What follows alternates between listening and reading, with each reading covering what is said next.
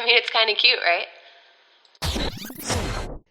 Hello and welcome back to Kinda Cute, and if you're new here, welcome. My name's Bailey Evan, I'm your host, and on Kinda Cute we discuss articles from The Cut and my general pop culture musings. I just have some general little life updates for you guys, because this past weekend was my brother's 21st birthday, which is so exciting because he's the youngest, so now all four of us are, over 21, which kind of sucks from the designated driver standpoint, but it's great for us just being able to go out and have a good time, because up until now we've had to wait till we're in a foreign country to be able to do that together. So it's a very welcome change. But we did Epcot, where you can drink around the world. We were just having the best time. It kind of sucked because it was on a Sunday. Ideally we'd be doing it on a Saturday, but his birthday was on Sunday. And it was great because the night before, our waitress was a doll and kind of looked the other way and let him drink the day before his 21st birthday. So I won't name any names or where we were, but shout out to that waitress. And again, we were just having a great time at Epcot. And then we're on Soarin', which is all of our one of our favorite rides. And it usually has a really long wait. And while we're in line, this guy is how they play the little movie beforehand when you go on a lot of rides, make sure that you keep your arms and legs inside the vehicle, whatever. And so as this is going on, there's this guy who's loudly says something like, yeah, y'all better keep your hands in, or I don't remember what he said, but something like that. And Trey looks at me, he goes, that's Tracy Morgan. And I'm like, no, it's not. I'm like, why would Tracy Morgan be drawing attention to himself? And he's like, but that's his voice and it looks like him. And I'm like, no, you're crazy. So we get on the ride and we are seated in the back row, and diagonal from us, this person who is allegedly Tracy Morgan is right in our eye view. And Kenzie is making fun. She's because was it the Academy Awards? Golden Globes, when he gave the award out to the movie Soul, he pronounced it Sal. And so Kenzie's sitting there next to me on the ride. We're buckled in, and she's like, Sal! Because at this point we don't know, we think this is just a random man. What makes me also think it's not Tracy Morgan is it's very clear instructions that anything that you need to put under your seat, you put it in the little pouch. You don't put it on your floor, because if you've been on Soarin', the whole thing kind of lifts up into the sky. And this person didn't do that. The Disney person has to come over and be like, sir, can you please put your things under your seat? And he's like, oh yes, sorry. And he's just generally being kind of loud and I don't know. I'm just why would a celebrity want to draw attention to themselves? As we're walking out, we had to walk right past them, and my brother's there getting a picture with him, and I'm like, holy shit, it's Tracy Morgan. I was I literally said Sal. I really hope he didn't hear me. So yeah, that was our fun little Disney sighting. It's funny because as many times as we've been to Disney, we've actually never seen a celebrity there. I think because a lot of times they go to Disneyland on a regular basis. Obviously they'll visit Disney World. And I think another issue is that a lot of times they're being taken in through back entrances. They have their own personal guide. So unless you are literally on the ride with them, you're not necessarily going to see them. So we've been at the park on days when celebrities have been there and just not seen them. But this was our first time seeing one. So a nice little birthday bonus for Trey. My other update is that the day after gorging myself, I decided that was a good day to start this fast I had been wanting to. Actually, it was just because I had ordered it. It's called Prolon. You've maybe heard about it on social media. And I wanted to do it because I am convinced that I am perpetually fucked up from this black mold that was in one of the buildings I lived at when I was a 2L. And it's called Camelot. Never live there if you're in UF. Because I felt sick the entire year I lived there. And I would go to the doctor on campus because I don't even think I had health insurance.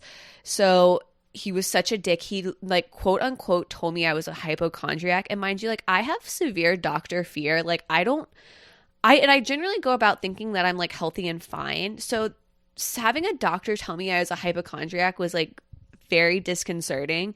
So I never really did anything about it. I just thought maybe it's my allergies or just really acting up.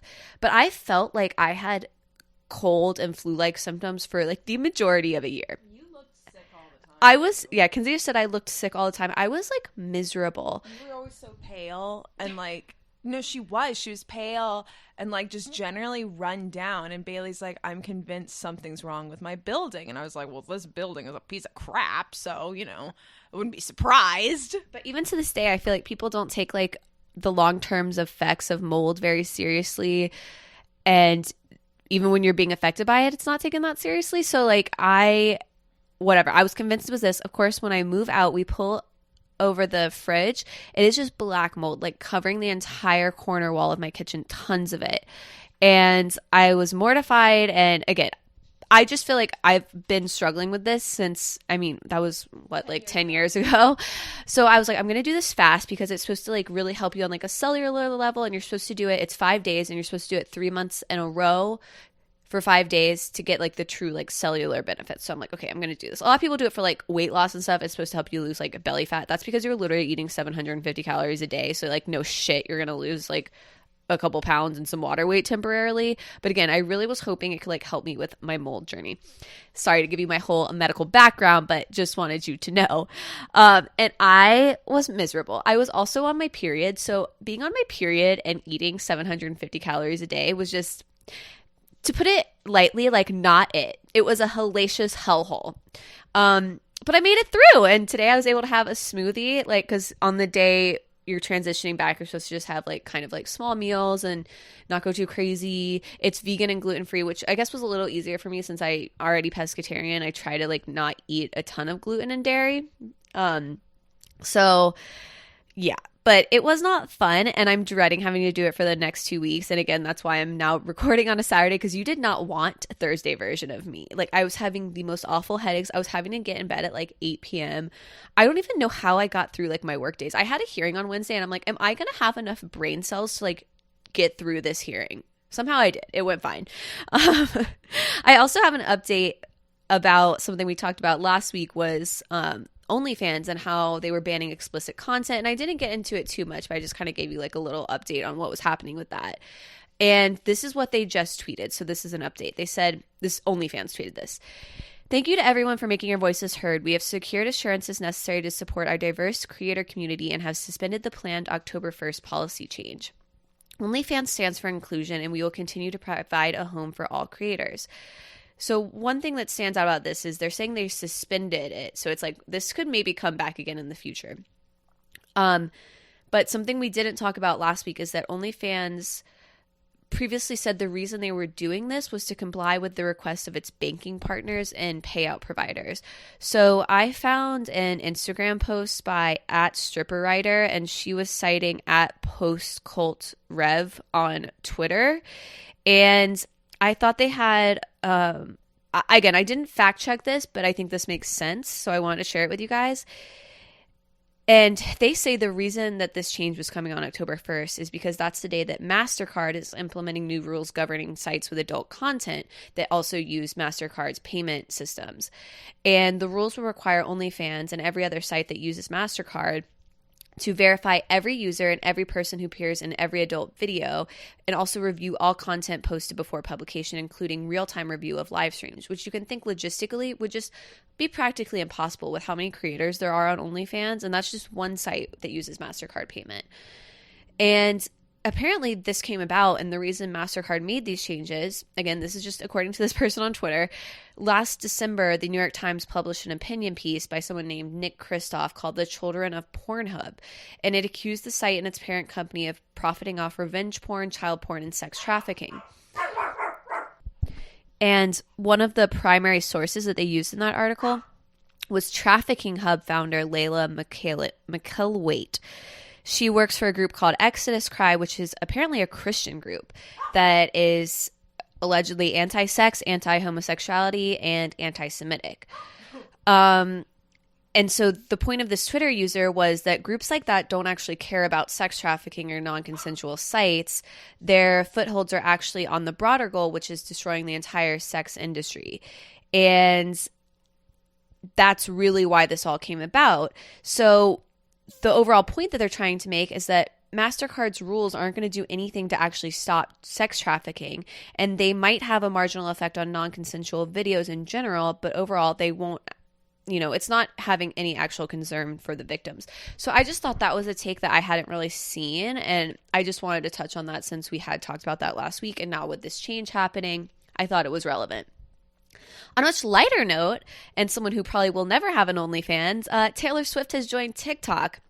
She only has 2 TikToks so far, and they seem like they're edited by a team or something. They were not low-key chill TikTok vibes, which in my opinion is why people like TikTok. And I think if we see a lot of celebrities and brands using TikTok in a way that it's not normally used, it's going to change the feeling of the app.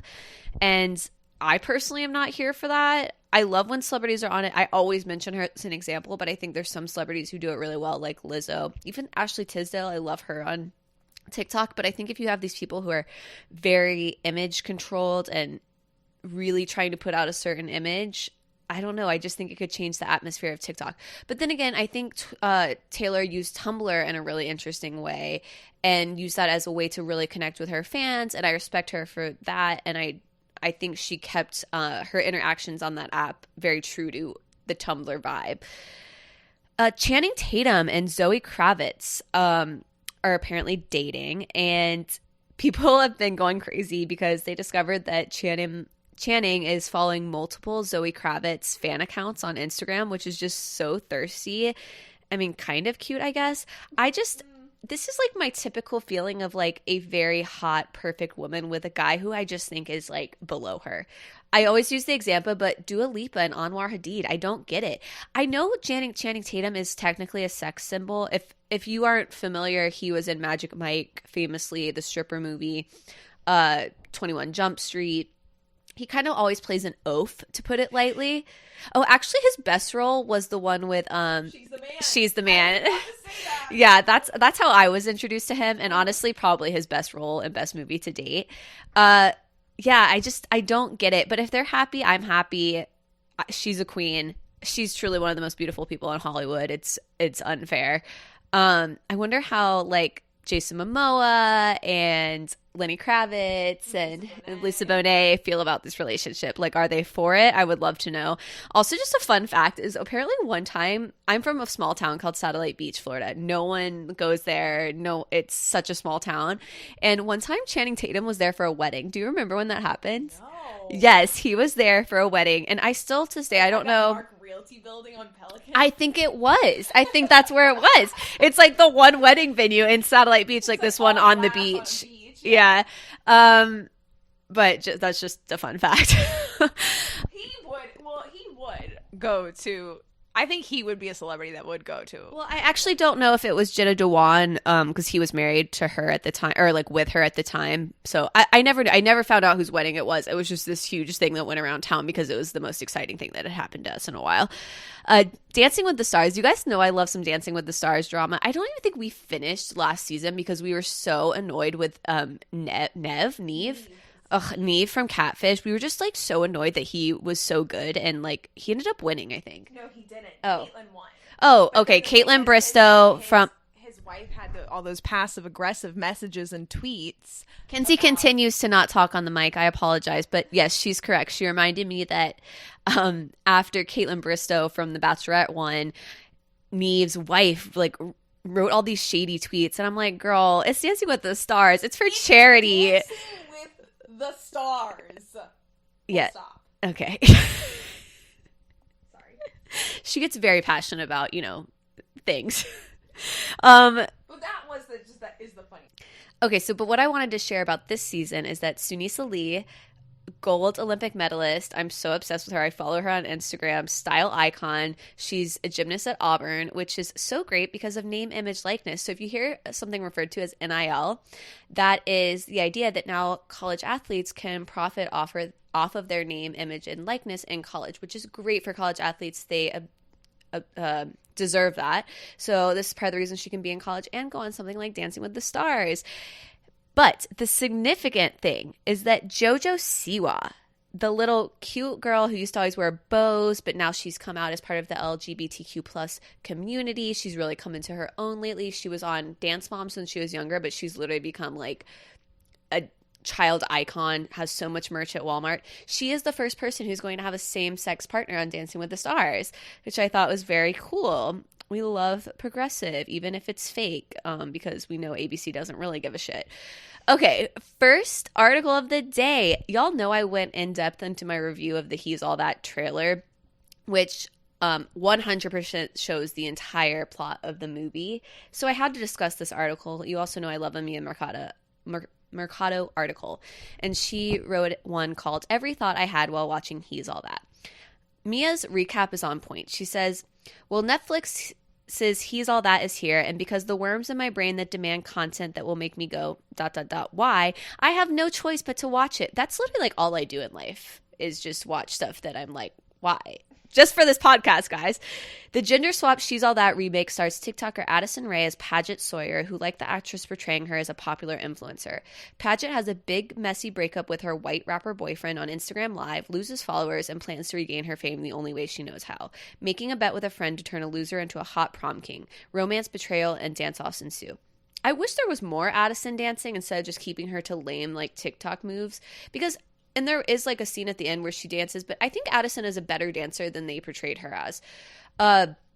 Another thing that I took issue with as a plot point, and I realize there's certain plot points in movies that like they have to have, especially when it's a dumb rom-com and it needs to move the plot along. But I just believe if on Instagram Live, if a woman was to catch her boyfriend cheating on her and she's upset and she's crying, the person who would gain followers would be the girl. Maybe the guy too, but I don't think the girl in the situation would lose followers dramatically like they show her losing, but okay. There's a lot of things that are impractical in it, like she's supposed to be from this really poor family, but her mom's a nurse. Like, why are we acting like a nurse is some, like she works this minimum wage job? I mean, she's a nurse, like she's educated. That's a very intense job, and for the most part nurses make pretty good money, probably not enough in a lot of circumstances, but they make good money. So I was kind of confused by that plot point. I was confused by the fact that Paget losing her sponsorship because of this drama with the boyfriend would make it so she didn't have the money to pay for school, because if you have 1 million followers on TikTok, like you're making bank if you're even trying a little bit. So honey, like you losing your one sponsorship was not going to put you in the trash can. So instead of telling you all of Mia's thoughts, I'm going to tell you mine and on how they differ from Mia in some points. So Mia writes, okay, Cameron's younger sister just yelled at him to never touch my bows. Is this the beginning of lots of product placement? Oh, honey, where were you for the first 15 minutes of the show, where we have 5 EOS bottles in our face? We have an EOS lip gloss. We have a lotion. We have Garnier. We have fake product placement for Kourtney Kardashian's character's company called Bunny Venom. And that is just the beginning of what I can only describe as an onslaught of product placement. Here's just a few that I caught. Kenzie, please feel free to, if there was more you caught. Pizza Hut, KFC, Doritos, Sun Chips, Bose, Lucky Charms, Core Water, Garnier, Skittles, ADT, yes, as in the security company, Tory Burch, Old Navy. Any I forgot? I think I'm you're sure on. there was more. Yeah, there's probably more, but I think you got the main ones. So clearly Yum Brands had a big hand in this because they own KFC and Pizza Hut.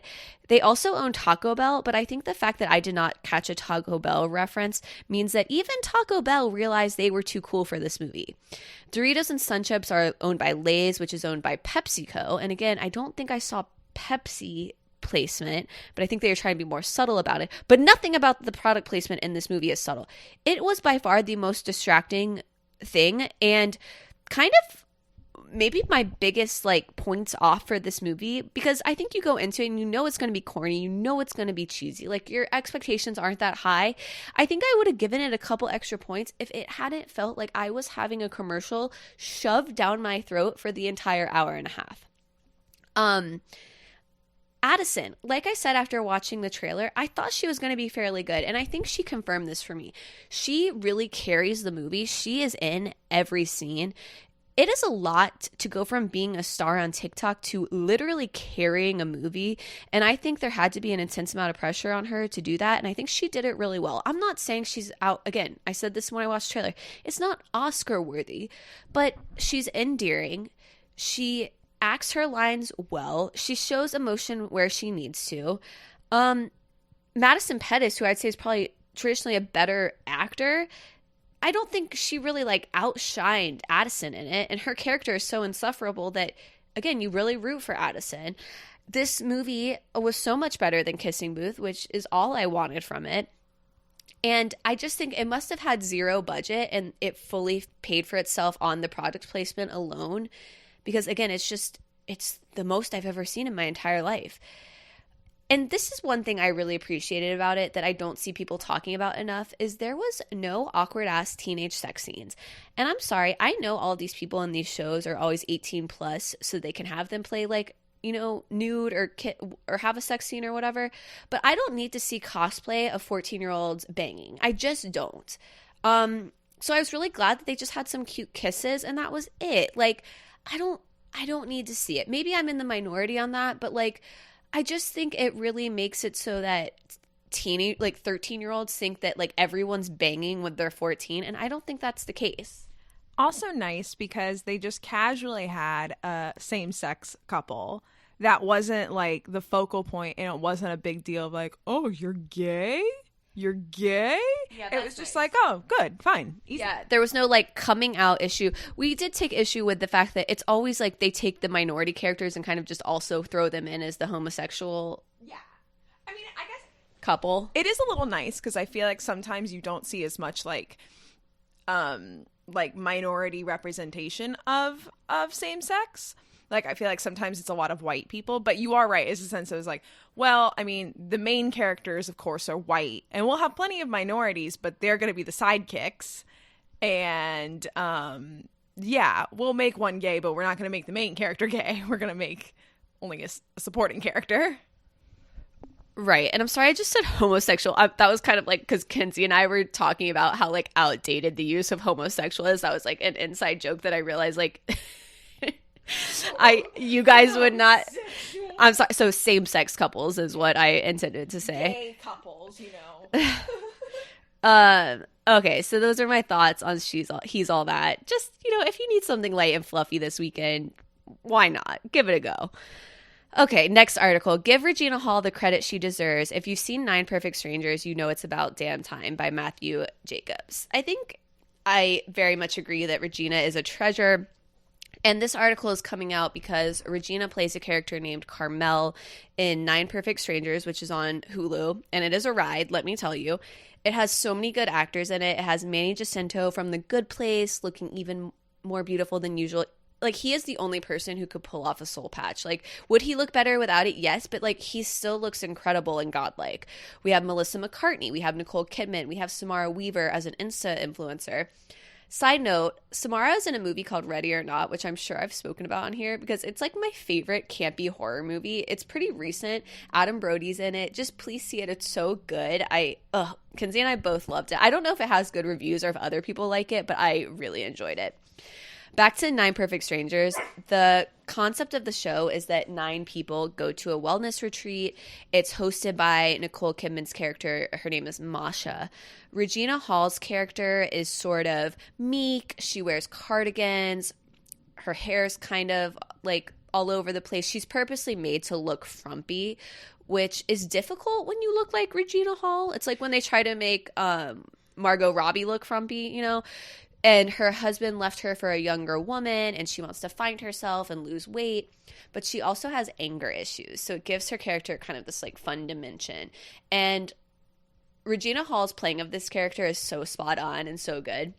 And I like this interview because Matt talks about how genuinely warm Regina is and how she's staying in a Marriott because her home's being renovated. Like, I love that it's not the Ritz, it's a Marriott. And she says she recently had to rebook the room in her assistant's name to avoid being declared a squatter.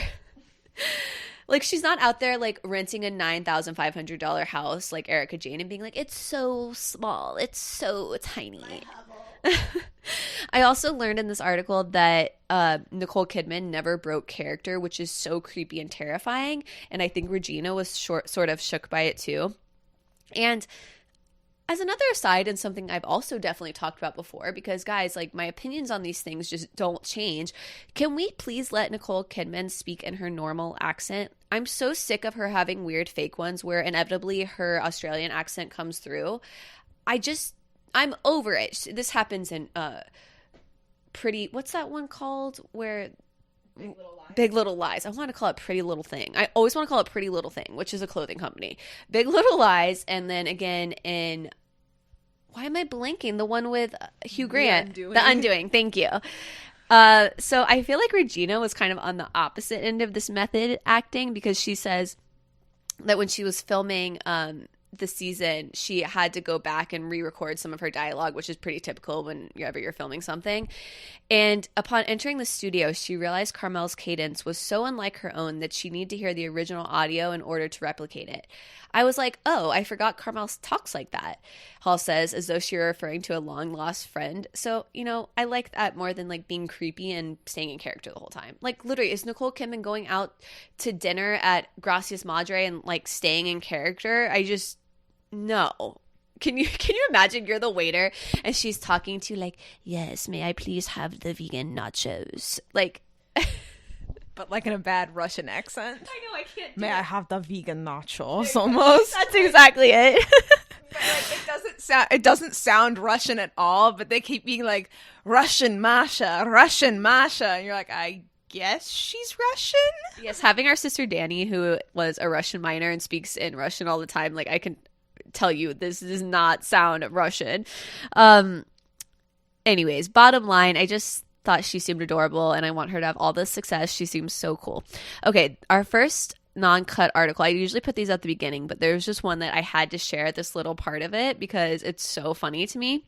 So the New York Times did a profile on Casey Musgraves because she recently announced her album with an accompanying movie is coming out. It's called Star-Crossed. It's the follow-up to Golden Hour. And I love that this article refers to her as a yeehaw Mona Lisa. That's just so perfect. I think really encapsulates who Casey is. Being kind of enigmatic, but also a lot yeehaw. But this is my favorite part, and I've seen this kind of going around on social media. Elena sent me this, but it's so good. It says, Musgrave's phone lit up. Look at this, she said, raising a sly eyebrow and springing from the couch. Answer it, one of her partners she works with said. No, she replied. Then, okay, she tapped the screen. Justin Bieber appeared. You freaking love an unannounced FaceTime, dude, Musgraves said. My bad, Bieber said. What are you guys doing? When Musgraves hung up, she eyed the group. This has been happening a lot recently. I'll be lying in bed, hungover at 8 a.m. FaceTime. It's a decline for me, but he's so sweet, she said. Anyway, new friend.